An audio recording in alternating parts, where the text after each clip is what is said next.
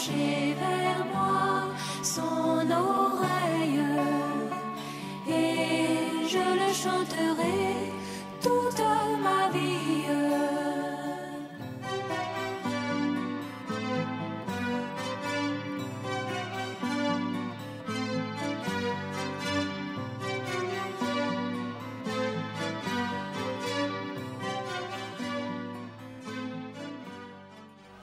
Gloire à Dieu.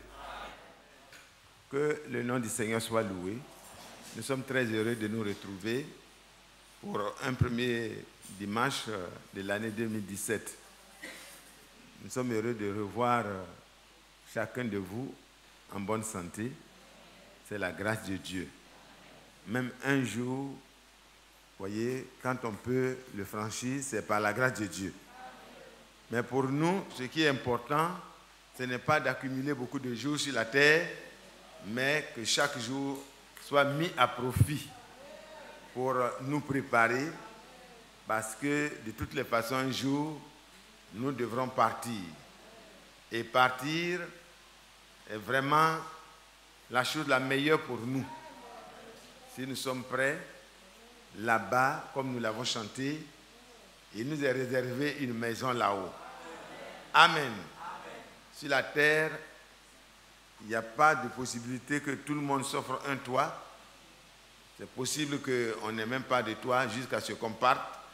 Mais là-haut, Dieu a prévu pour chacun de nous un domicile qui est permanent. Ici, nous sommes toujours avec des incertitudes, mais là-bas, tout est certifié. Ici, on peut construire quelque chose de bien pour abriter sa famille.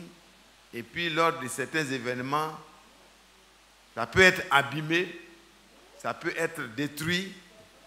Et on peut se retrouver au commencement encore. Mais là-bas, nous est réservé ce qui est vrai, ce qui est durable. C'est pour cela, nous, les enfants de Dieu, nous sommes consolés. Dans nos afflictions, dans nos difficultés, dans les problèmes que nous rencontrons, nous devons simplement nous souvenir de l'amour de Dieu pour nous. C'est ça la garantie. Amen. Si Dieu ne nous avait pas aimés et qu'il nous arrivait de posséder tout sur la terre, nous sommes perdants parce que à la fin, notre vie étant une vie à durée déterminée, ça ne pourra plus nous être profitable. Alléluia. Mais avec Dieu, un contrat à durée indéterminée. Alléluia. Et nous pourrons dire à durée éternelle. Parce que indéterminé, c'est encore dans le temps. Amen. Mais là, c'est éternel. L'alliance est signée entre quelqu'un qui autrefois était temporaire et celui qui est éternel. Et quand c'est comme ça, il nous donne de son éternité pour que nous puissions continuer le reste ensemble. Qui est heureux? L'alliance nouvelle, l'alliance éternelle qui a été signée par le sang de Jésus-Christ est une alliance qui garantit. Le même prix a été payé pour les riches comme pour les pauvres. Amen. Dans la loi du rachat en Israël, Dieu a dit à Moïse, ça sera le même prix. Amen. Il n'y aura pas quelque chose de différent. Parce que l'âme de chacun de nous a une valeur qui est la même aux yeux de Dieu. Et l'âme qui pêche, qui se sépare de Dieu, c'est elle qui mourra. L'âme qui s'attache à la parole, dans laquelle il y a la vie, elle vivra. Quel que soit ce qu'elle a été dans le passé, le Seigneur a le pouvoir, par sa parole, Dans Jean 1, verset 12, 13, 14, c'est clairement défini. La parole a été faite chair. Elle a habité parmi nous. Et à tous ceux qui l'ont reçu, à ceux qui l'acceptent dans leur cœur, pas dans leur esprit seulement. Il faut que ça rentre jusqu'au cœur. C'est là que le problème s'est passé. La décision de la transgression est partie de là. Et c'est là que l'acceptation de s'humilier, de reconnaître qu'on a mal fait, c'est là que la parole pénètre et alors elle se loge et elle donne le pouvoir. Elle a en elle-même le pouvoir de prendre un vil pécheur, un trompeur, un mauvais garçon, une personne pourrie, une personne de qui on ne veut pas. Les gens ne veulent pas de telles personnes dans leur congrégation, ils n'en veulent pas. Mais quand le Seigneur est venu, c'est en tant que parent rédempteur. Il est venu pour racheter ce qui était perdu. Ça lui appartient. Aujourd'hui, tu peux lever les regards pour dire, Seigneur, je crois que je fais partie de ceux-là aussi. Il est vrai que même mon présent n'est pas bon, mais je veux regarder à toi à partir d'aujourd'hui. Je ne veux plus compter sur mes propres forces, mes résolutions, mais je veux compter sur ta grâce en prenant appui sur ta promesse. Oui, les gouttes vont tomber, ça tombe, mais la vraie pluie va venir. Alléluia.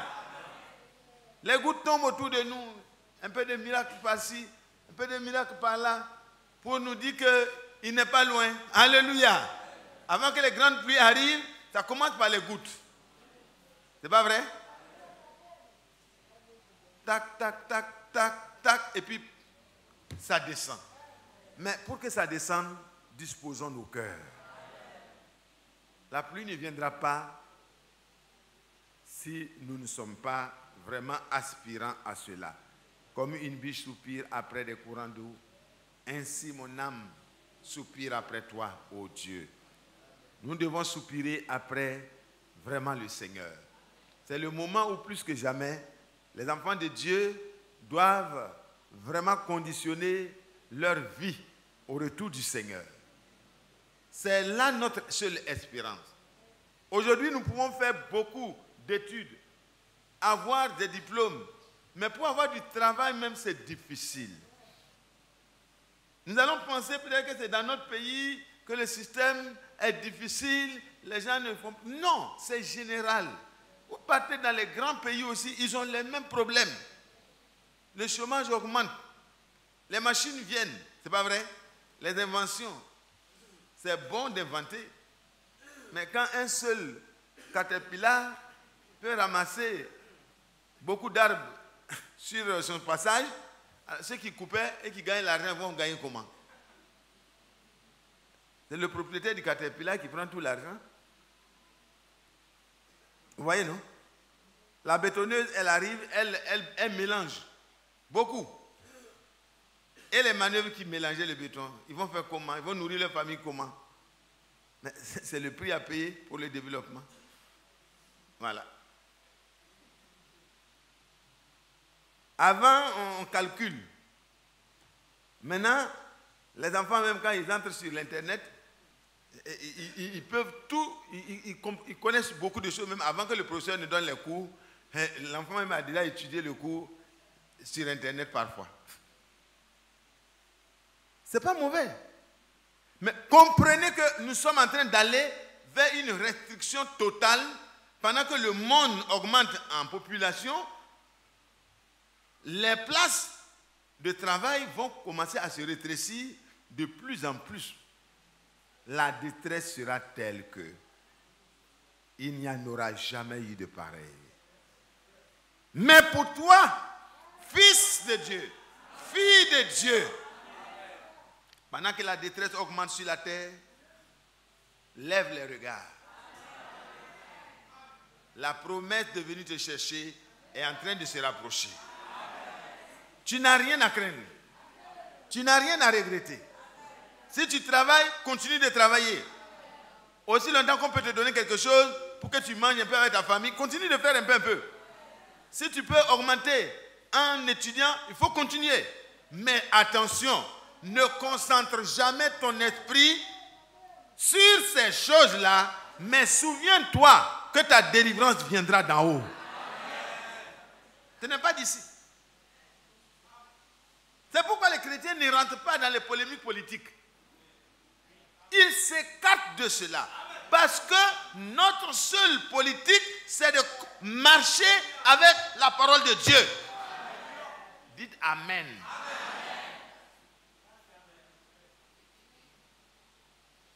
Chacun a sa tâche. Ceux qui doivent faire ça, ils ont leur travail à faire. Vous et moi, nous avons une position dans le cœur de Dieu, dans le cœur, dans le système de Dieu, je ne sais pas, dans l'économie de Dieu. Il nous appelle les prémices. Les prémices pour Christ. Nous ne sommes pas n'importe qui. C'est pour cela, frère, le temps est venu où chacun de nous doit faire ses petites activités, continuer sa petite vie, mais en concentrant l'essentiel de sa pensée, de son cœur, de sa force. Amen. Tu aimeras le Seigneur ton Dieu comment? De tout ton cœur, de toute ton âme, de toute ta force et de toute ta pensée. Tout le reste doit être des mesures d'accompagnement. Amen. Quand le cortège du président se déplace, toute l'attention de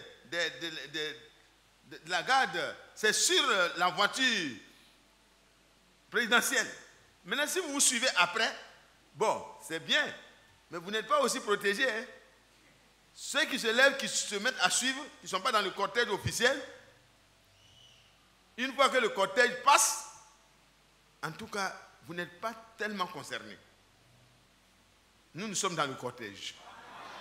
Nous sommes concernés. Et nous devons faire en sorte de rester dedans. Par la grâce de Dieu, nous y serons.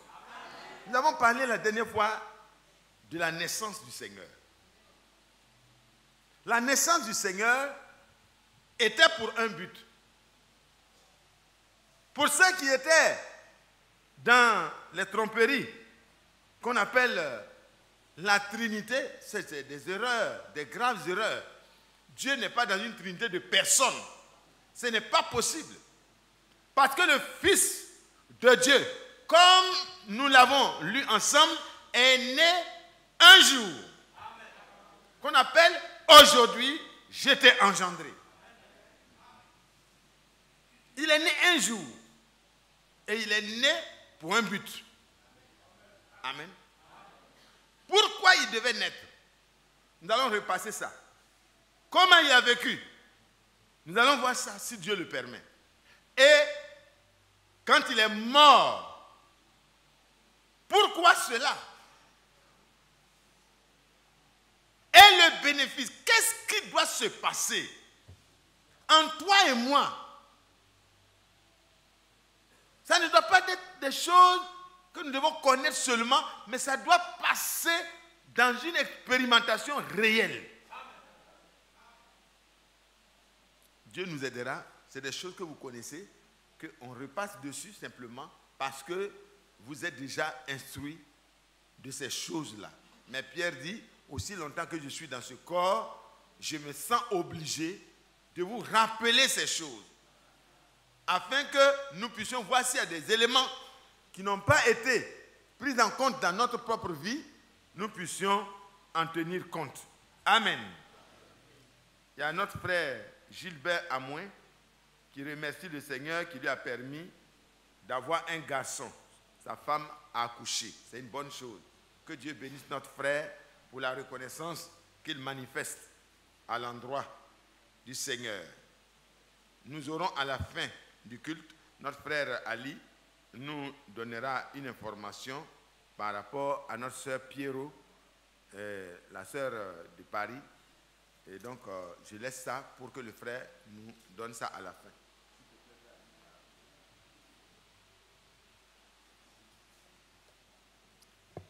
Nous allons nous lever ensemble.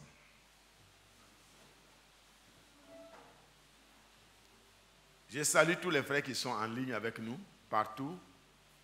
Que le Seigneur vous bénisse richement. Nous souhaitons les meilleures choses pour vous et pour nous aussi. Amen.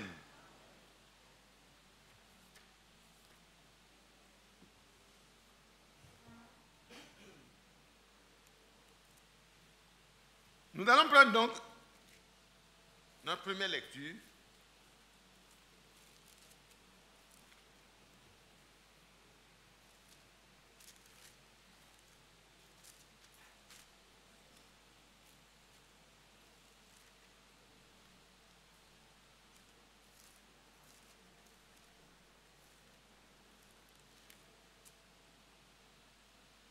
Dans Luc, au chapitre 2.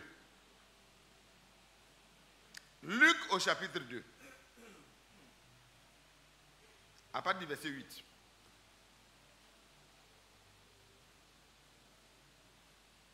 Il y avait dans cette contrée des bergers qui paissaient dans les champs les veilles de la nuit pour garder leurs troupeaux. Et voici, un ange du Seigneur leur apparut. Et la gloire du Seigneur resplendit autour d'eux.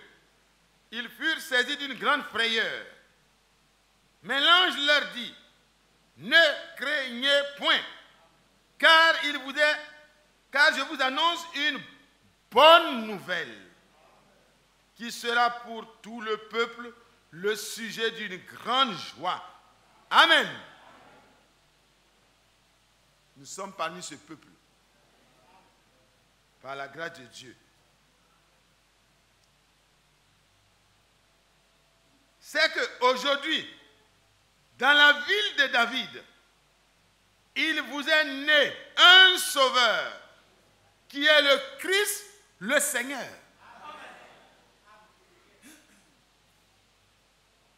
Et voici à quel signe vous le reconnaîtrez. Vous trouverez un enfant emmailloté et couché dans une crèche. Et soudain, il se joignit à l'ange une multitude de l'armée céleste, louant Dieu et disant, gloire à Dieu dans les lieux très hauts et paix sur la terre parmi les hommes qu'il agrée. Alléluia. Lorsque les anges les eurent quittés pour retourner au ciel, les bergers se dirent les uns aux autres, allons jusqu'à Bethléem et voyons ce qui est arrivé, ce que le Seigneur nous a fait connaître. Ils y allèrent en hâte et ils trouvèrent Marie et Joseph et le petit enfant couché dans la crèche. Après l'avoir vu, ils racontèrent ce qui leur avait été dit au sujet de ce petit enfant. Amen. Tous ceux qui les entendirent furent dans l'étonnement de ce que leur disaient les bergers. Amen. Alléluia. Marie gardait toutes ces choses et les repassait dans son cœur. Et les bergers s'en retournèrent, glorifiant Dieu et louant Dieu pour tout ce qu'ils avaient entendu et vu, et qui était conforme à ce qui leur avait été annoncé. Alléluia. Prions ensemble.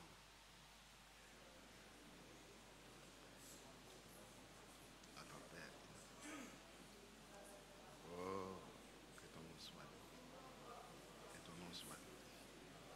Que ton nom soit exalté. Que ton nom soit loué. Oh, merci Seigneur. Alléluia.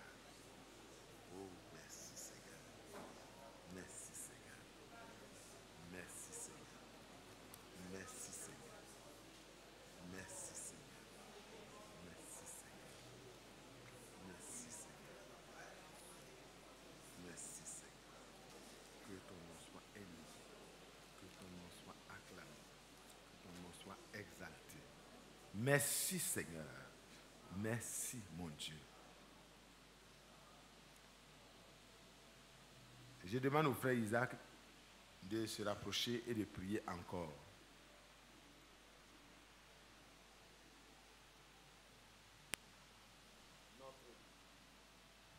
Notre bien-aimé Père Céleste, notre joie est immense d'entendre de ces merveilleuses paroles qui nous rappellent la naissance du Christ, le puissant Sauveur et notre Seigneur. Bien-aimé, prends maintenant la direction de tout ce qu'il avait dit après cette lecture. Conduis ton serviteur par la puissance de ton Esprit Saint, afin que chacun de nous soit pleinement arrosé par une pluie de bénédiction au travers de ton Esprit Saint, au nom puissant de Jésus. Si quelqu'un n'a pas encore connu Jésus, qu'à travers cette prédication, qu'il le découvre, qu'il le rencontre personnellement, qu'il soit sauvé. Car il est venu, il a été livré pour nos offenses, il est ressuscité pour notre justification. Et c'est pour ça que nous faisons partie du cortège qui va être bientôt enlevé. Accorde à chacun cette grâce et bénis ton serviteur au nom puissant de Jésus, nous te prions. Amen. Amen. Que le Seigneur nous bénisse. Asseyons-nous.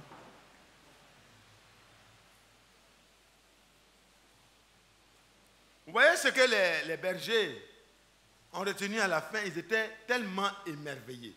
Ils ont dit, il a dit, voilà, et les bergers s'en retournèrent, glorifiant et louant Dieu pour ce qu'ils avaient entendu et vu, et qui était conforme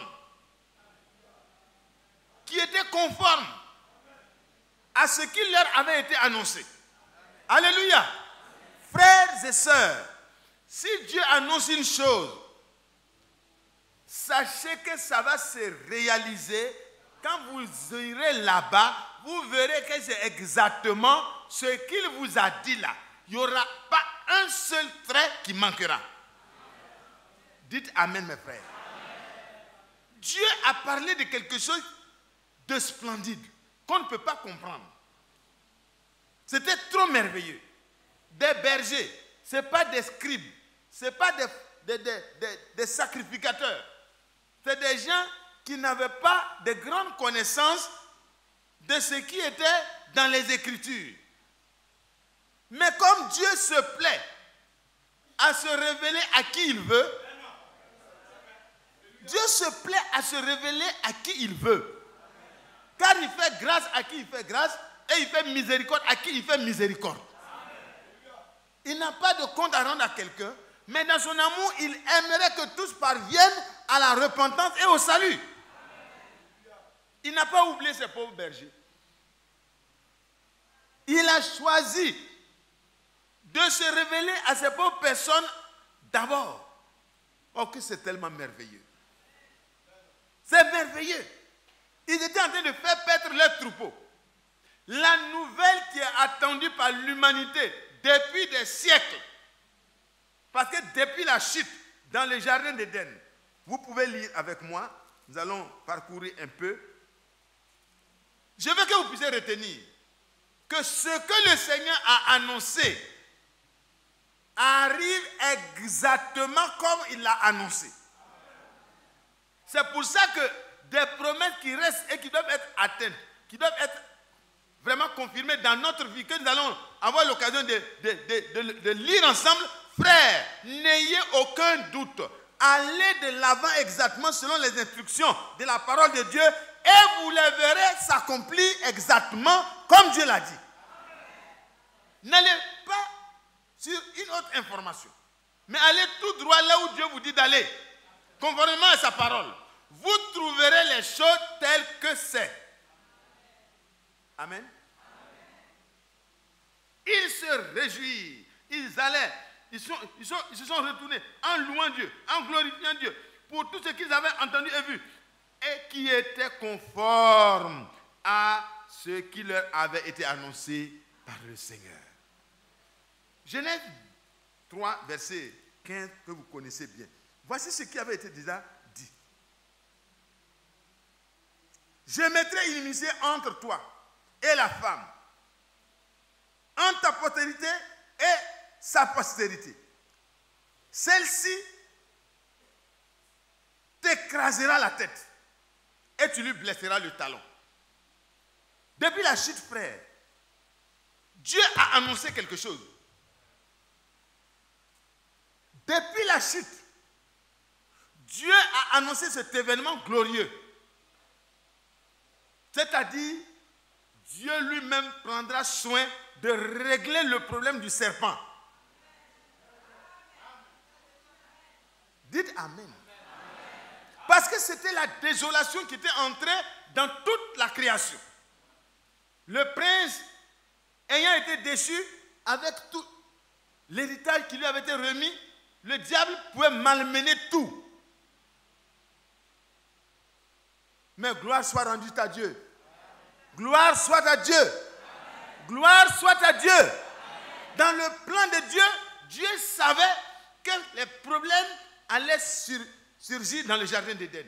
Et Dieu, dans sa préscience, avait déjà un plan pour que, quand la chute interviendrait, le rachat puisse avoir lieu. Dites Amen. Parce que c'est ça qui est le sujet d'une grande joie. Il dit quelque chose est arrivé qui sera pour le peuple de Dieu le sujet d'une très grande joie. Vous n'arrivez pas encore peut-être à vous accrocher. Ça va venir. Amen. Vous allez comprendre, frère, que nous devons entrer dans cette joie qui provient de Dieu lui-même. Parce que quand sa parole s'accomplit, c'est pour le bonheur du croyant. Tout ce que Dieu annonce est pour le croyant le sujet d'une grande joie. Même si au moment de l'annonce, il ne voit pas la chose. Les bergers n'avaient pas encore vu. C'est pas vrai? Ils n'avaient pas encore vu. Les anges, eux, se réjouissaient déjà. Amen. Mais quand ils sont allés dans l'obéissance, pour aller voir ce qui leur a été annoncé, ils sont retournés. C'est-à-dire, quand on va là où le Seigneur t'a dit d'aller, et quand on croit ce que le Seigneur nous a dit de croire, quand on va sur le terrain de l'expérimentation de ce qui a été annoncé par le Seigneur, on retourne en glorifiant et en louant Dieu parce que les choses s'accomplissent exactement comme le Seigneur a annoncé. Frère, toutes les promesses de Dieu sont oui et amen en Jésus-Christ.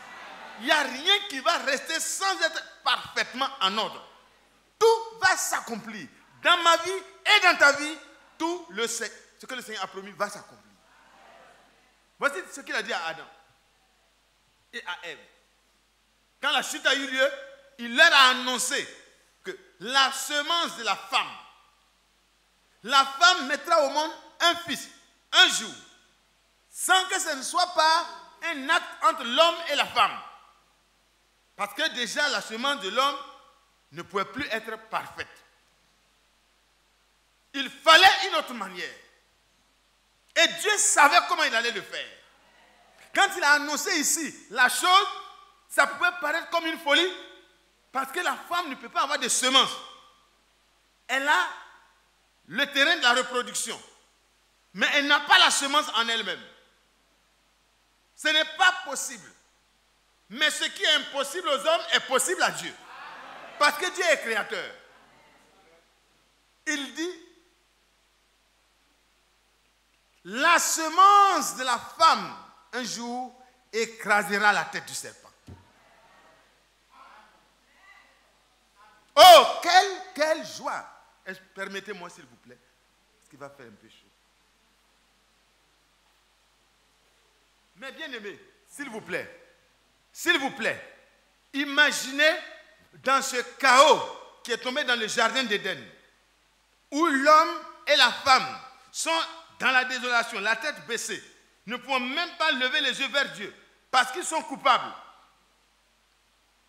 Regardez, les enfants qui allaient naître, tous ceux qui allaient naître plus tard, sous la domination du malin, Comme nous l'avons lu, et nous le savons, et nous lisons ça rapidement pour revenir. Vous allez avoir une idée de ce que je dis. Prenez 1 Jean 5, verset 19. Tout le monde connaît ça.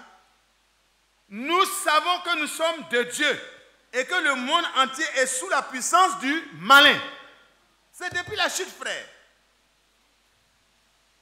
Nous nous sommes mis sous la coupe de Satan en refusant de prendre la parole de Dieu entièrement et telle qu'elle a été prononcée de la bouche de Dieu.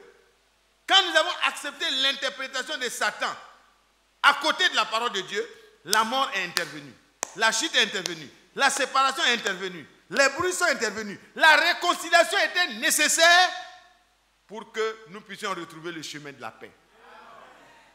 Et Dieu annonce en même temps. Oh, c'est beau ça. Il déploie son plan. Il dit c'est vrai, c'est triste, c'est malheureux que vous ne soyez pas restés. Je vous ai montré la mort et la vie. Le jour où tu en mangeras, tu mourras. Vous avez choisi de manger. La mort est venue, mais je vous annonce la rédemption.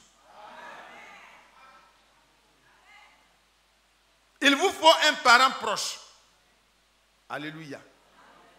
Un jour, un parent proche viendra par la femme. Son sang sera mélangé au sang de la femme, de telle sorte qu'il soit un vrai parent proche. Ça viendra un jour, ça arrivera un jour. Je m'occuperai de cela. En attendant, sortez, parce qu'avec ça, vous n'avez pas le droit de manger à l'arbre de la vie. Amen.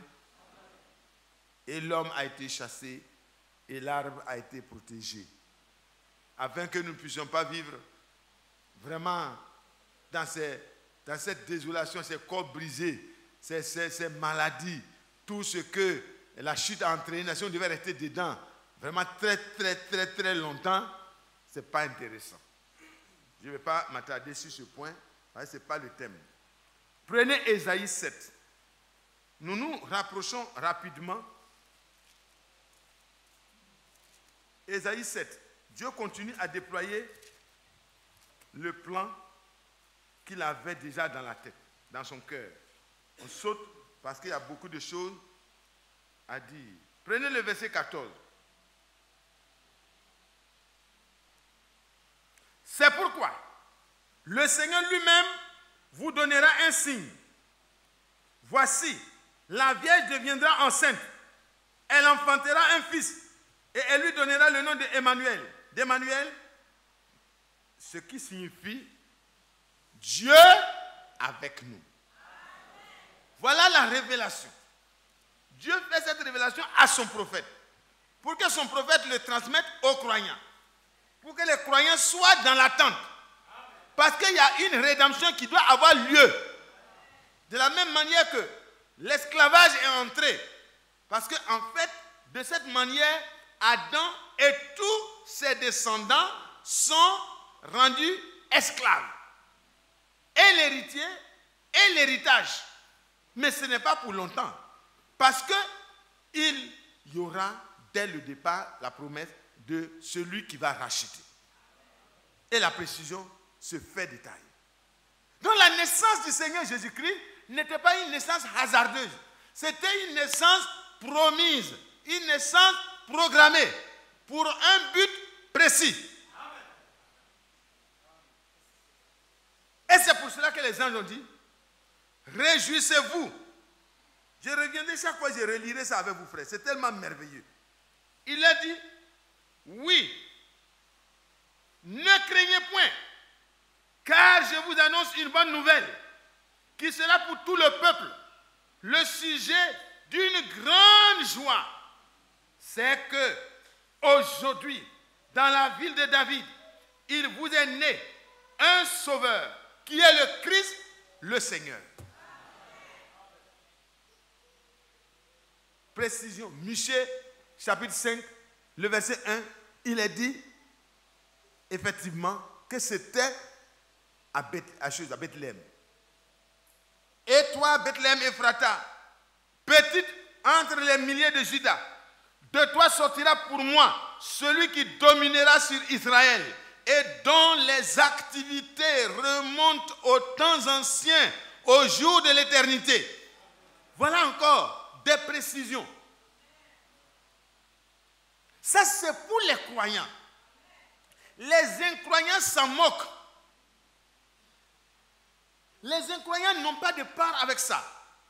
Mais toi, frère, toi, sœur, aujourd'hui, ce n'est pas Noël qui te réjouit, mais l'accomplissement de ce que Dieu a promis un rédempteur là. Quand le jour est arrivé et que les anges disent de se réjouir, frère, sœur, réjouis-toi. Ne crains plus, parce que cela a eu lieu à cause de toi et moi. Nous n'étions pas parmi les bergers, mais aujourd'hui, nous sommes parmi ce peuple qui doit avoir une grande joie. Cette naissance sera pour tout le peuple le sujet d'une grande joie. À Bethléem Ephrata, naîtra. Alléluia. Donc, le Fils de Dieu est né un jour. Il n'y a pas un fils dans l'éternité. Le Fils est né à Bethléem. Le Fils de Dieu est né à Bethléem Ephrata. Alléluia. Alors ça coupe la tête à la Trinité.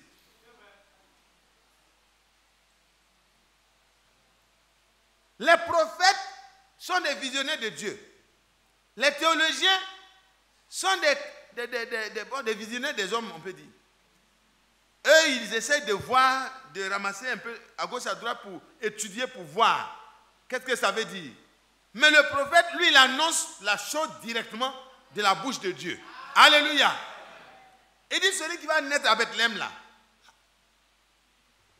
c'est celui dont l'origine, alléluia, remonte jusqu'aux temps anciens, au jour de l'éternité.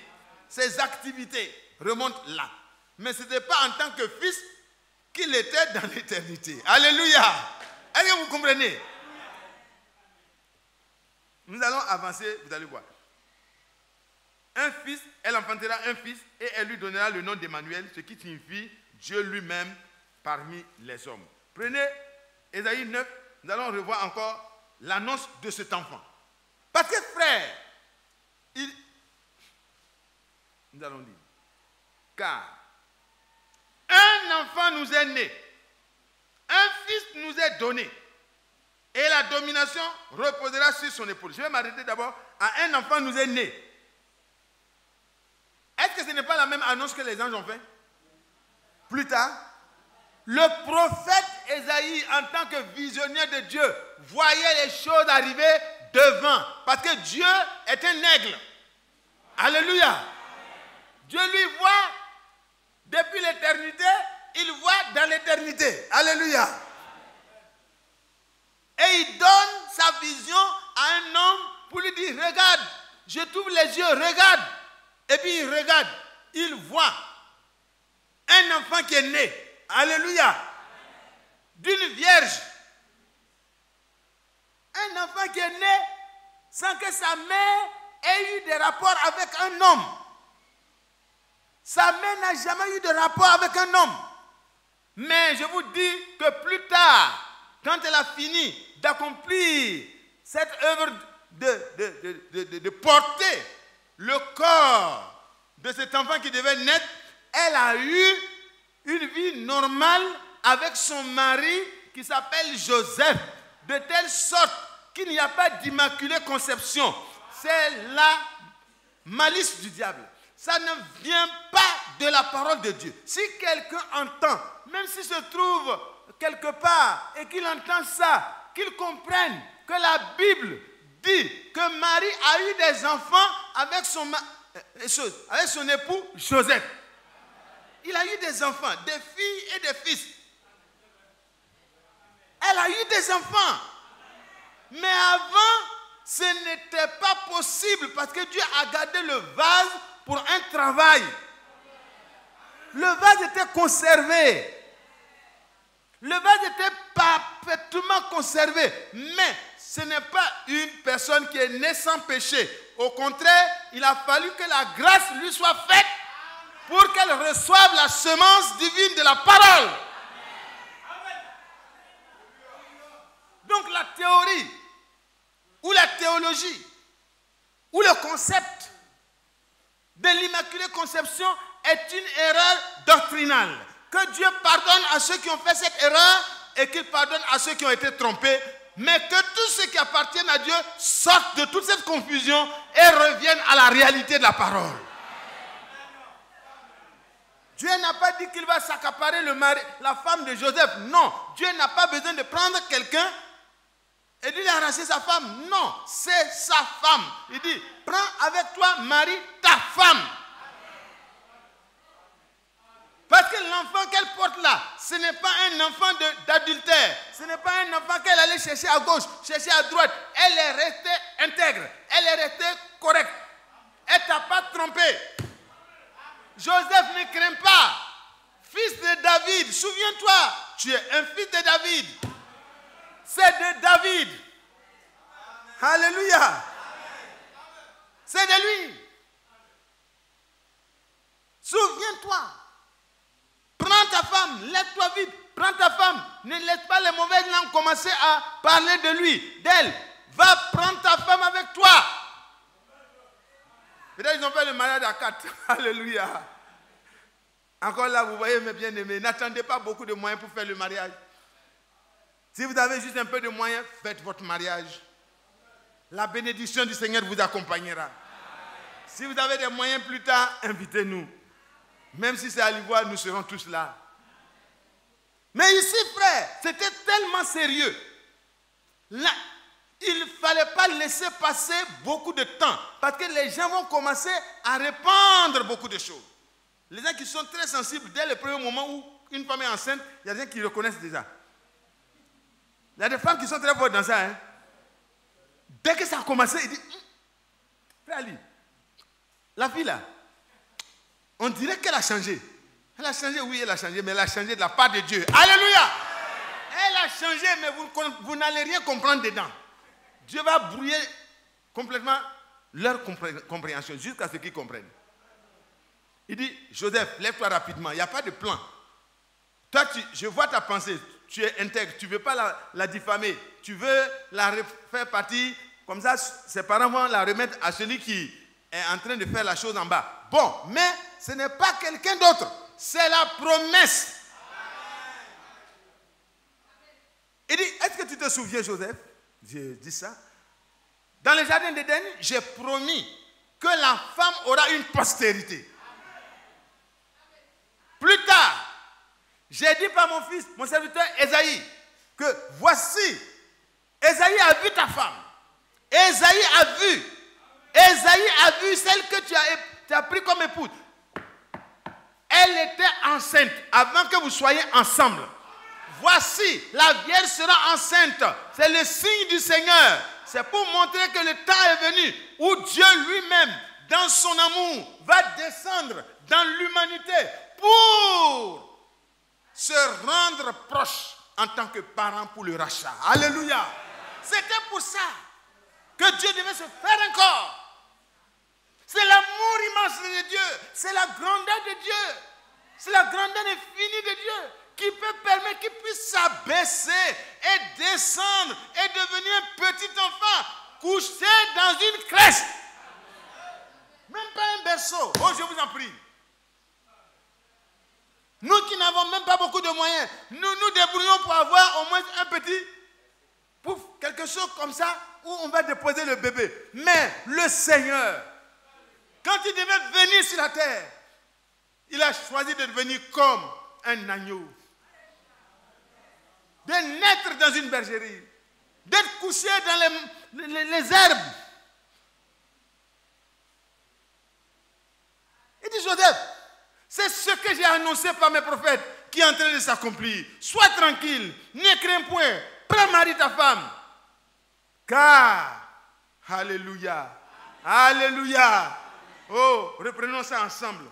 C'est tellement beau, c'est tellement merveilleux. Frère,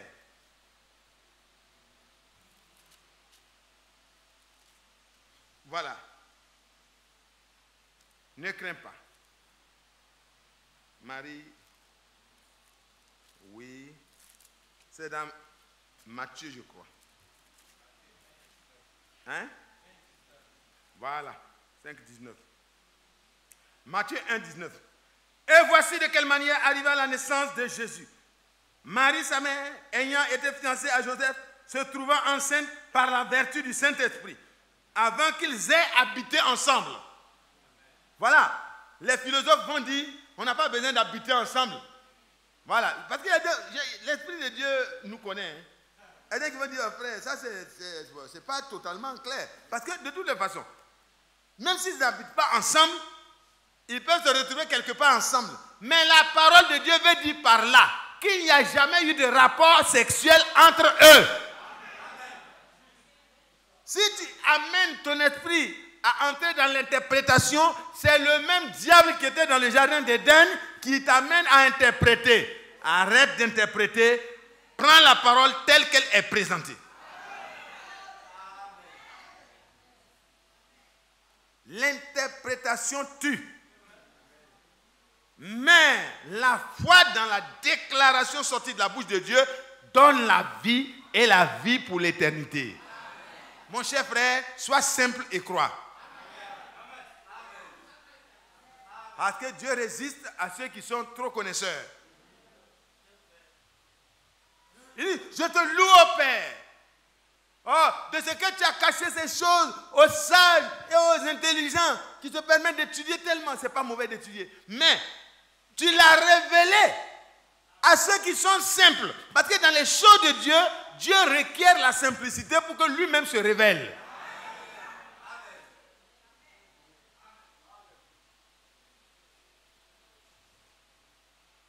Alors, par la vertu du Saint-Esprit, avant qu'ils n'aient habité ensemble, Joseph, son époux, qui était un homme de bien et qui ne voulait pas la diffamer, se proposa de rompre secrètement avec elle. Je profite de cette parenthèse pour dire aux frères, pour dire aux sœurs, que vous n'avez pas le droit de parler mal de quelqu'un, même si vous croyez qu'il vous a fait un mal. Amen. Tenez compte de ça. Hein? Regardez, qu'est-ce qui peut faire le plus mal, mes bien-aimés, que d'avoir sa fiancée. Vous vous êtes donné la parole de vous marier. Et avant votre mariage, vous avez l'impression, parce que c'est là maintenant ici, que quelqu'un d'autre est allé avec votre femme, celle qui doit vous épouser, elle est enceinte de quelqu'un d'autre. Est-ce qu'il y a quelque chose de plus difficile à supporter que ça? Mais si vous êtes un homme de bien, si en vous habite Dieu, si en vous habite le Seigneur Jésus-Christ, si en vous l'Esprit de Dieu habite, vous ne voudrez pas diffamer la personne en parlant mal de la personne à gauche, à droite. Ceux qui le font, c'est le mauvais esprit qui les inspire. Dites Amen. Amen. Celui qui vient chez vous et qui parle mal d'un frère, même s'il est prédicateur, il est animé d'un mauvais esprit. Dites Amen. Amen. Si quelqu'un vient vers vous et se met à parler mal des frères sans avoir le courage d'aller voir les frères concernés pour parler avec eux et les aider à régler leurs problèmes, se promenant de gauche à droite, moi, dans ma maison, je te renvoie. Mes rapports avec toi, ce n'est pas pour que tu viennes diffamer les autres. Frère, si dans l'église de Jésus-Christ, nous prenons le courage de renvoyer les diffamateurs, nous allons voir que l'ordre de Dieu va s'établir dans l'église. Je n'ai pas besoin d'avoir des groupes de rapporteurs. J'ai besoin d'avoir des chrétiens autour de moi.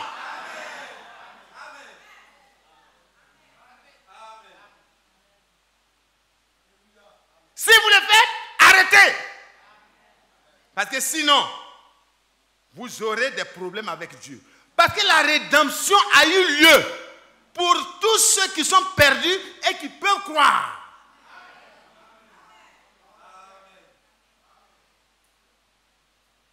Ne foulez pas le sang de l'alliance.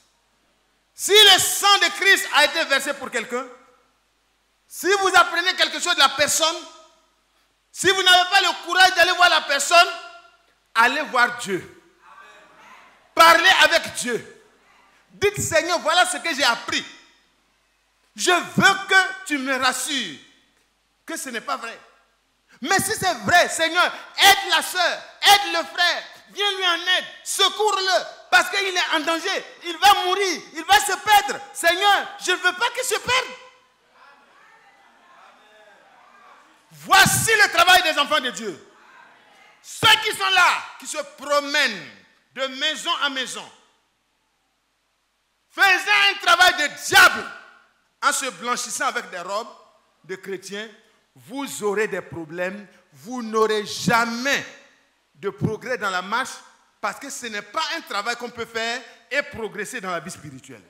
Vous détruisez l'œuvre de Dieu au profit de vos amitiés personnelles. Mais vous devez arrêter cela et marcher avec l'esprit de Christ. Allez voir la personne. Moi, je préfère que quelqu'un vienne me crier dessus, me parler même durement, pour me dire, frère Mathias, je ne suis pas content de toi. Que Dieu te bénisse, mon frère. Même si je ne suis pas content de ce que tu es venu me faire là. Si ce que tu as dit est la vérité, là, ça va m'aider. N'ayez pas peur, frère. Allez vers les personnes concernées. Ne soyez plus des instruments entre les mains du diable. Sortez. Le temps de votre liberté a sonné. Oui. Personne ne doit être captif de qui que ce soit. Nous devons être tous des esclaves de Jésus-Christ. C'est lui le souverain sacrificateur. C'est à lui que les sacrificateurs apportent les choses. Alléluia. Allons à lui. Allons à lui. Joseph était un homme de bien. Il n'a pas quitté mon sujet. Le plus grand mal qu'on peut faire là, venait de lui être fait. Ta fiancée. Ah, mon fils innocent. C'est pas facile, hein? Tu es fiancé, tu veux te marier. Moi, ma précieuse là, je vais découvrir que quelqu'un d'autre est passé avant moi. Mais c'est grave. C'est très grave. Tu peux voler mon argent. Tu peux même me renvoyer de mon travail. Tu peux faire tout ça là. Bon, ça, je ne serai pas content. Mais le problème de la femme et de l'homme, c'est grave. Donc Joseph ne sait pas qui a fait ça. Vous comprenez, non? Il ne sait pas qui a fait ça. Mais il sait que c'est fait.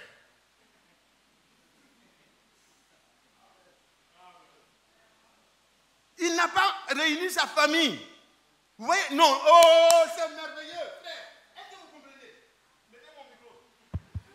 Gloire à Dieu. Oh, c'est merveilleux. Il n'est pas allé faire conseil de famille pour réunir la famille pour dire, bon, voilà, la fille là.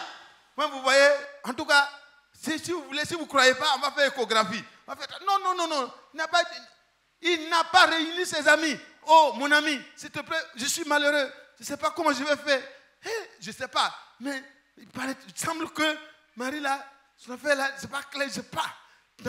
Depuis ces jours-là, depuis hier, j'ai observé qu'il y a quelque chose qui n'est pas normal. Il n'a parlé à personne. Il avait ça dans son cœur. Il souffrait. Et Dieu qui est compatissant. Alléluia. Dieu voit dans ton cœur. Si un frère a fait quelque chose qui te fait souffrir, il faut souffrir dans ton cœur. Il faut pleurer dans ton cœur. Il faut pleurer dans ta maison. Dieu va te venir en aide. Dieu entrera en scène. Dieu entrera en scène. Si tu aimes ce frère, mais ça t'a tellement blessé, c'est un poignard. Oh, comment c'est lui qui a pu me faire ça? Comment il peut me faire ça? Comment Marie a pu me faire ça? J'avais tellement confiance en elle. Oh, Marie ne peut pas faire ça. C'est pas vrai, c'est pas grossesse. Mais c'est grossesse. Pas grossesse. Est-ce que vous comprenez, frère? Je vous en supplie. Comprenez que c'est grave. C'était une heure grave. C'était une heure de détresse. C'était une heure où, réellement, si c'est nous les chrétiens des temps modernes, on va aller vers tous les amis. Frère Isaac, il y a un problème. On dit c'est quoi? Frère, il y a un grave problème. Ma fiancée là, tu connais là. Je ne sais pas, mais elle est enceinte. Et puis bon, frère Ali, elle est enceinte. Et puis bon, oh, Seigneur, les soeurs maintenant, moi je vais aller où? C'est parmi toutes les soeurs, c'est la soeur qui paraissait la plus sérieuse. Voilà maintenant. Donc, en même temps, il ne peut plus avoir confiance en aucune soeur. En même temps. Il y a des frères qui disent que moi, en tout cas, je préfère ne plus avoir affaire à un frère. Parce qu'un frère m'a trahi. À partir de ce moment-là, je ne veux plus avoir à un frère. Je préfère traiter avec les païens maintenant. Ils sont les mêmes. Frère, ne pensez pas ainsi. Ne pensez pas ainsi. Ce qui est dur à supporter par votre cœur, prenez ça, entrez dans le sanctuaire, dans la présence de Dieu. Quelque chose va se passer. Quelque chose se passera. Si la personne est coupable, Dieu révélera cela. Et si grâce peut lui être faite, la grâce lui sera faite. Et tu auras gagné un pécheur pour le royaume. Oh, tu seras béni. Tu seras béni. Tu seras béni.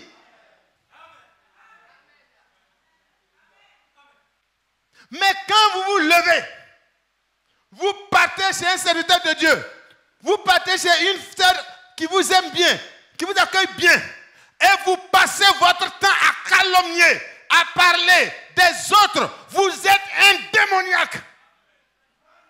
Vous êtes un démoniaque. Vous êtes possédé par un démon. Vous êtes possédé par un démon. Vous pensez avoir le Saint-Esprit, mais vous avez un démon. Parce que le Saint-Esprit crée la compassion.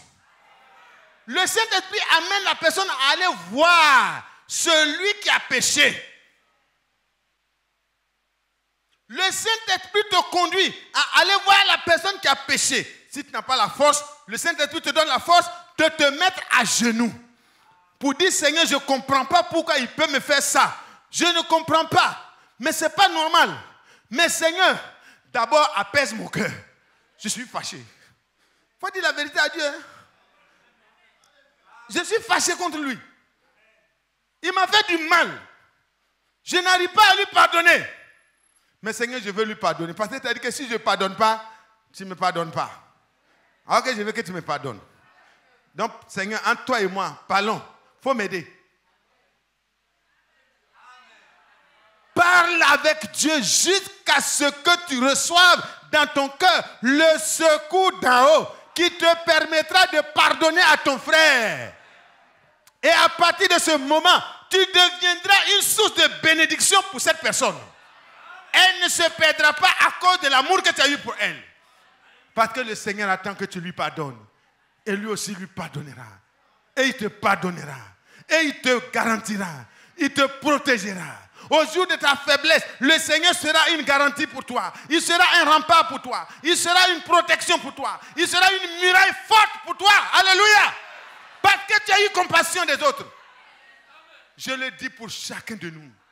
Prédicateurs comme frères et sœurs, nous n'avons plus le devoir de faire de la maison de Dieu des maisons de rancœur, des maisons de calomnie, des maisons de groupuscules pour parler à gauche, à droite, les uns des autres, croyant accomplir un travail pour Dieu. Dieu ne vous a pas envoyé faire ça.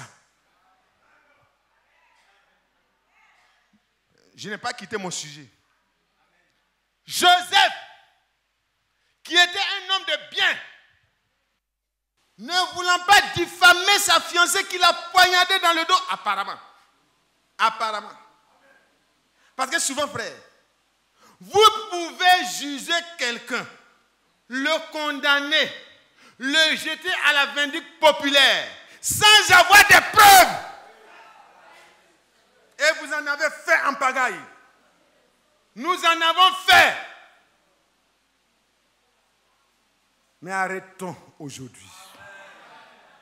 Arrêtons de diffamer ceux qui sont dans le plan de Dieu. Vous ne pourrez pas les détruire. Vous ne pourrez pas les détruire. Quelqu'un qui est dans le plan de Dieu, là, vous ne pouvez pas le détruire.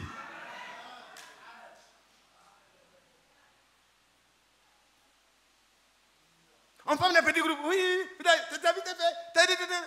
des petits démons sont en train de vous animer.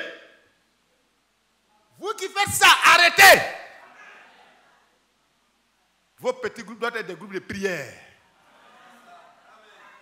Alléluia. Alléluia. Oh, là où 2 ou 3 sont assemblés en mon nom. Alléluia. Et celui qui invoque le nom du Seigneur, quand il se rassemble, il s'éloigne de l'iniquité. Vous voyez que ça va ensemble. Quand vous assemblez au nom du Seigneur, ce n'est pas pour parler des autres négativement toujours. Ce sont ceux qui vous sont proches, qui sont bien. C'est vous-même qui êtes bien. Ce sont vos amis qui sont bien. Mais tout le monde est diable, sauf vous-même. Mais quand même, il y a quelque chose qui ne va pas. Donc, la rédemption, là, n'a pas eu lieu pour quelqu'un d'autre, c'est pour toi seul. Ayons pitié de nous-mêmes. Ayons pitié de nous-mêmes. Imaginez un seul instant. Que Joseph se mettait sans consulter Dieu à diffamer Marie. Regardez ce qui allait se passer. Qu'est-ce qu'il allait faire? Il allait attribuer l'œuvre du Saint-Esprit au diable. Suivez bien. Frères, soyez attentifs. Si Joseph n'était pas un homme de bien, c'est-à-dire la parole de Dieu n'habitait pas dans le cœur de Joseph, et qu'il se levait pour aller de porte en porte, d'ami en ami, de parent en parent, pour dire ce qui se passe. Ah, c'est pas moi, hein? On n'est jamais allé ensemble. Ce que vous voyez là, ce n'est pas de moi. Hein? Il n'a pas menti, c'est pas vrai, non? Il n'a pas menti. Il n'a pas menti. Maintenant, quand vous commencez ça, vous allez passer au deuxième pas. C'est pas moi, c'est qui? Vous allez commencer à soupçonner quelqu'un qui saluait beaucoup Marie. C'est comme ça que le péché se développe. Mais quand dans son cas, il était un homme de bien, qui avait de la compassion, il avait tellement d'amour pour sa femme. Il dit, ah, tu veux faire comment? Son époux était un homme de bien. Il ne voulait pas la diffamer. Retenez ça. Soyez un homme de bien. Laissez la parole de Dieu habiter votre cœur. Soyez plein de la grâce de Dieu. Même quand la personne serait avérée coupable, prenez l'attitude de Jésus-Christ envers la personne. Alors, le Seigneur qui voyait dans le cœur de Joseph l'intégrité de son cœur est entré en scène. Et le Seigneur va lui dire, comme il y pensait, voici un ange du Seigneur lui apparut en songe et dit, Joseph, fils de David, ne crains pas, ne crains pas. Alléluia. Oh, Dieu te connaît, mon frère. Dieu te connaît, ma soeur. Si tu prends la résolution de ne plus t'avancer dans le sens négatif, si tu viens rendre visite à Mathias, que ce soit pour parler du Seigneur et en bien des autres. Ce que tu as remarqué de mal dans le frère, dans la soeur, il faut aller le voir. Si c'est en moi que tu as remarqué quelque chose de mal, viens me voir. N'aie même pas de protocole, il faut venir. Parce que je vais aller au ciel. Je vais être enlevé. Ne parle pas autour de moi. Viens vers moi directement. Ne parle pas autour de frère Isaac. Va vers lui directement. Ne parle pas autour de frère Badi ou de frère Ali Robert. Va vers lui directement. Parce que quand tu parles autour d'eux, tu fais du mal.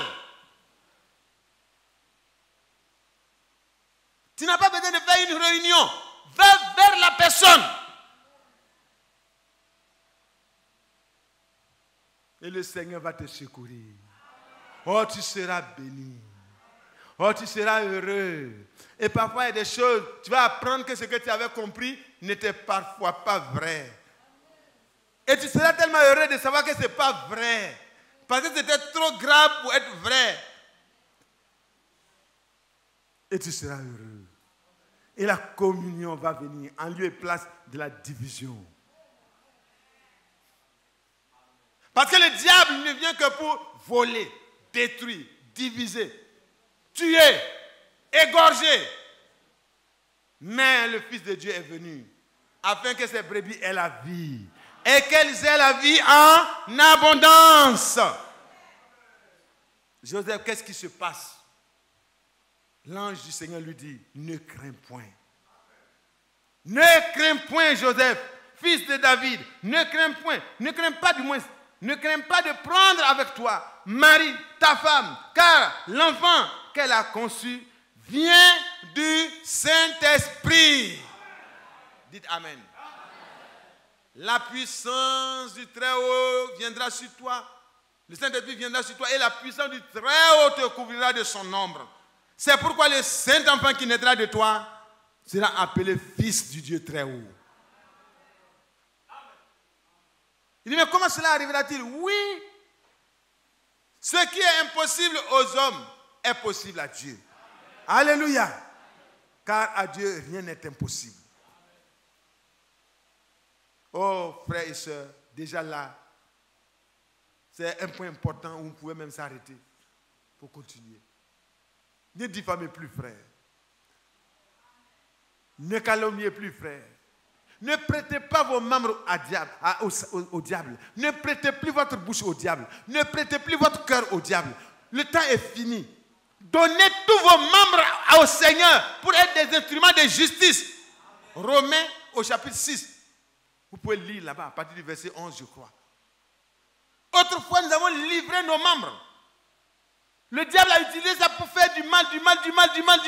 Mais aujourd'hui, nous devons savoir que la rédemption, c'est pour que nous n'ayons plus à être esclaves de notre passé. Que Dieu nous bénisse. Voici, c'est le verset 13. Ne livrez pas vos membres au péché comme des instruments d'iniquité, mais donnez-vous vous-même à Dieu comme étant vivants de mort que vous étiez, et offrez à Dieu vos membres comme des instruments de justice. Amen. Dites Amen. Ça, c'est une obligation. C'est Dieu qui dit que nos membres, notre bouche, notre lèvre, notre cœur, c'est là où on dépose. Le dépôt, c'est le cœur. On dépose les choses là-bas jusqu'à... Dès qu'on ouvre la bouche, c'est ce qui est dedans là qui sort. Si tu penses bien d'un frère, dès qu'on te donne l'occasion, on parle son nom, ce qui sort de ta bouche là, ce frère-là, vraiment, tu as raison, hein? C'est un merveilleux frère. C'est ce qui est dedans qui sort. Hein? Mais ce qui est dedans, si c'est mauvais, dès qu'on dit, ouh frère, mais laisse celui qui a commencé à parler au moins. Mais tellement c'est rempli. Ça sort seulement comme une mitraillette. Quand il a fini, il a détruit le frère en morceaux. Et puis il dit, non, moi je dis la vérité. Hein. Ah non. Ah, moi je suis droit. Hein. Moi je dis la chose directement. Hein. Ça veut dire que je détruis. Tu dis quoi directement?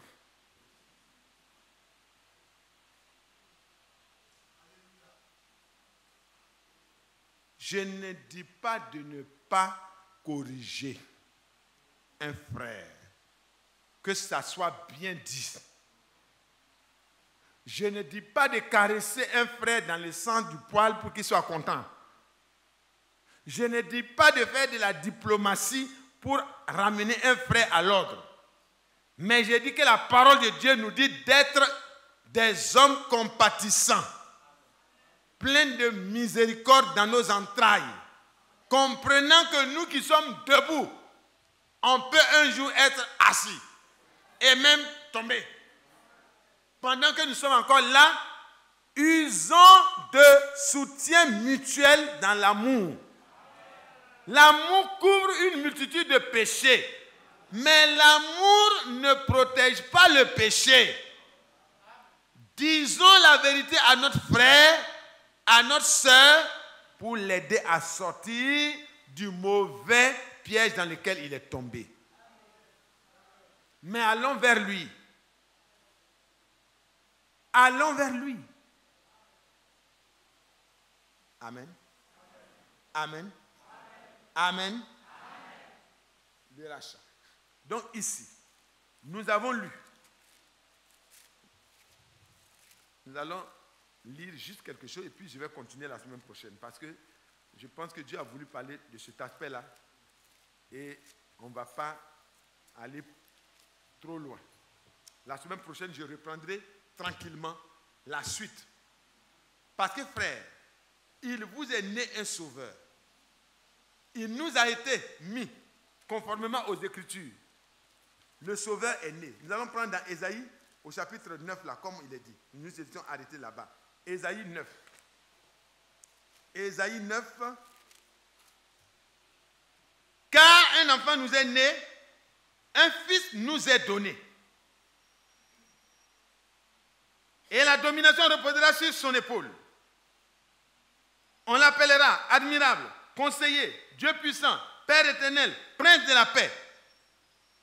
Et déjà, les anges, quand ils étaient en train de parler aux bergers, dans les endroits où ils faisaient paître les animaux, les anges étaient tellement remplis d'une grande joie. Parce que vous savez que la chute a été quelque chose de triste. La chute, la souffrance des hommes sur la terre. Quand on regarde les hommes qui se tuent, quand on regarde la prostitution, quand on regarde, vous savez que les anges sont descendus à Sodome et Gomorrhe, envoyés par Dieu. Ils ont regardé, ils ont vu qu'on ne peut plus rien garder. Donc les anges voient tout cela aussi avec Dieu.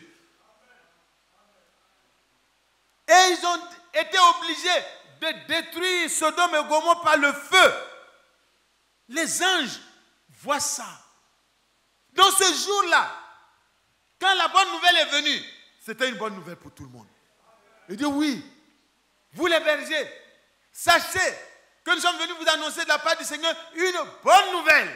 Dans la maison de David, dans la ville de David, conformément à Michée 5, verset 1, vous est né un sauveur. Conformément à Ésaïe 7, verset 14, vous est né un sauveur. Conformément à Genèse 3, verset 15, vous est né la postérité de la femme.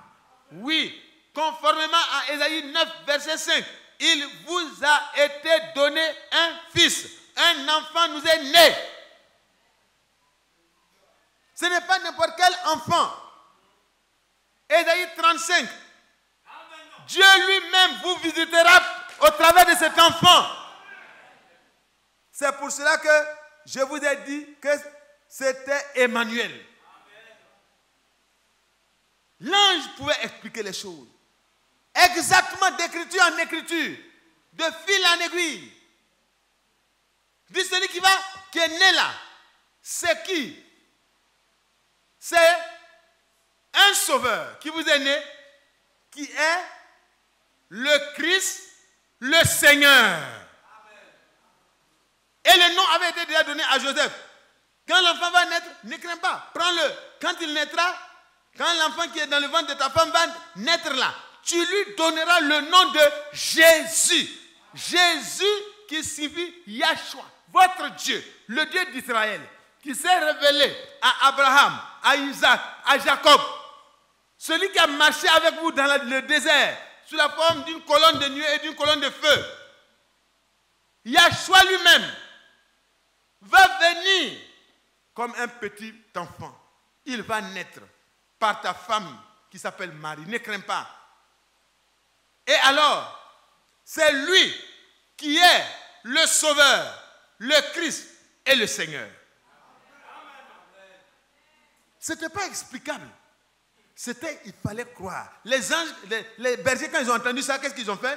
Ils ont mis leur troupeau à l'abri et ils se sont mis en marche. Ils ont commencé à marcher en chantant. Oh là là, le sauveur promis est né aujourd'hui dans la maison de David. Allons et voyons. Quand ils sont allés, ils ont regardé, ils ont vu que tout ce qui a été annoncé s'est accompli littéralement. Frères et sœurs, beaucoup de choses nous ont été annoncées encore. Dieu avait annoncé, voici, à cause de ce qu'il y aura le mélange, un mélange sans précédent, avant la seconde venue du Seigneur, je vous enverrai Élie. Je vous enverrai Élie le prophète. Et alors, il viendra pour ramener le cœur des enfants à la foi de leur père, les apôtres. Ça n'a pas été annoncé? Ça n'a pas été annoncé? En 1933, ça n'a pas été rappelé? Est-ce que ce n'est pas exactement ce qui s'est passé dans le ministère de Frère Branham? Ça ne s'est pas passé exactement? Ça ne s'est pas passé exactement? Frères et sœurs, tout ce que Dieu annonce pour nous les croyants, nous les rachetés, va avoir son accomplissement exactement. Parfaitement. Alors vous et moi en partant aujourd'hui, retenons quelque chose. Joseph, qui était un homme de bien. Ne voulons pas diffamer sa femme. Malgré le soupçon de haute trahison. Dans les systèmes d'État, quand il y a eu une haute trahison, dans certains pays, c'est la sentence de mort. En Israël, la haute trahison de prendre une grossesse qui n'est pas la grossesse de ton mari, c'est la sentence de mort. Par lapidation. Donc, Marie était dans une situation grave comme ça. Il aurait suffi que Joseph n'ait pas le discernement, n'ait pas l'esprit, n'ait pas l'amour, n'ait pas la bonté dans son cœur. Marie était exposée, mais Dieu ne pouvait pas permettre cela. Parce qu'il sait à qui. Il sait pourquoi c'est Marie qu'il a choisi. Dans la maison de David, peut-être qu'il y avait d'autres fiancés. Il y avait d'autres personnes peut-être qui étaient fiancées. Mais elle était prédestinée à ce travail. Et son mari aussi était un homme prédestiné parce que Dieu savait qu'il avait un cœur bon pour supporter ce qui allait arriver. Ce n'est pas tout le monde qui peut supporter de voir sa femme enceinte. Et puis ne pas la diffamer. Ne pas en parler à quelqu'un. Ne pas en parler à gauche. Ne pas en parler à droite. Frère, je m'arrête là aujourd'hui pour vous dire, mesurez l'offense qui vous est faite et comparez-la à la douleur de Joseph. Vous allez comprendre que vous pouvez garder la bouche fermée et aller vers la personne. Vous pouvez garder la bouche fermée et aller devant le Seigneur pour gémir, pour faire connaître votre douleur, parce que votre frère, votre soeur, votre ami, votre époux, votre épouse vous a trahi dans un domaine bien donné. Mais Dieu vous fera grâce. Dieu vous bénira. Dieu vous permettra d'être une source de bénédiction pour quelqu'un qui se meurt, qui s'égare, au cas où c'est le cas. Mais si c'est une calomnie, si c'est une erreur, vous serez épargné d'un péché. Si c'est vrai, vous aurez protégé, vous aurez aidé et vous aurez relevé quelqu'un qui était en train de s'égarer. Et la Bible dit que vous aurez diminué des péchés qui allaient s'augmenter dans la maison de Dieu. Qui est heureux ce matin? Qui veut aller et faire comme Joseph? Ce n'était pas le sujet. Mais Dieu voulait qu'on s'attarde un peu dessus. Qui veut que dans la maison de Dieu, il y ait des hommes et des femmes qui soient prêts à prier pour les coupables?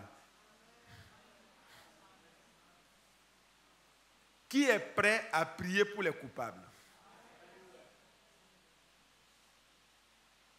qui est prêt à intercéder pour ceux qui lui font du mal?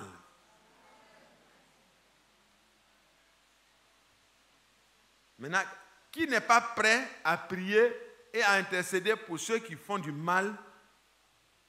Levez la main. Parce qu'il y en a qui n'ont pas levé la main quand j'ai demandé. Vous qui n'avez pas levé la main, levez la main maintenant. Donc vous comprenez, frères et sœurs, le temps n'est plus loin. Le Seigneur va revenir.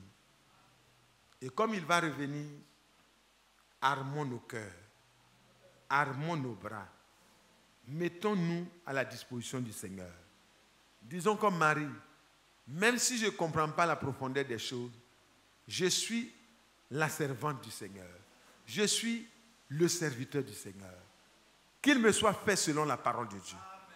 Que rien d'autre que la parole de Dieu ne triomphe de moi. Que je n'ai pas une autre attitude, une attitude coupable envers Dieu, mais que j'ai une attitude comme Joseph, plein de compassion, ne diffamant plus. Allez voir la personne concernée. N'ayez pas peur, frère. Même si c'est quelqu'un que vous aimez et que vous considérez de haute estime, que quelque chose le concerne et qui semble ne pas être correct, allez vers la personne. Dites-lui ce que vous avez su. Si ce n'est pas vrai, il vous dira si ce n'est pas vrai. Si c'est vrai, la personne aura l'occasion de régler cela. Si la personne redit son coup, vous aurez fait votre travail. Et le Seigneur l'aidera dans la suite. Souvent, il y a des choses qui ne prennent pas au même jour. Vous pouvez parler avec quelqu'un, il peut redire le coup, mais le Seigneur le convaincra quelque part après votre départ. Que le Seigneur vous bénisse. Est-ce qu'on peut se lever? Alléluia, gloire à Dieu. Je suis libre. Alléluia, gloire à Dieu. Je suis libre. Je suis libre.